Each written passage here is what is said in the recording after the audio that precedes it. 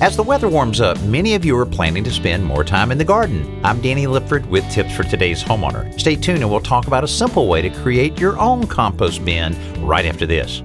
When your backyard feels like a private resort, every day is like being on vacation. So enter the Backyard Paradise contest at todayshomeowner.com for a chance to win your own luxurious landscape. The pros from Pavestone and Quikrete will design a project just for the winner's home and help Danny and his team install it. Plus, the whole process will be featured on an episode of Today's Homeowner. So get your yard ready for summer. Complete your entry right now at todayshomeowner.com/backyardparadise. Brought to you by Pavestone and Quikrete. If you garden much at all, you know that composting has enormous benefits, but it's not always easy.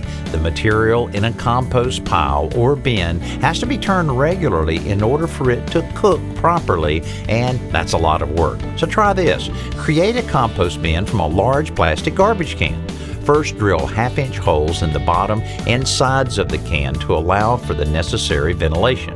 Now you can layer equal amounts of brown and green matter into the can to start composting.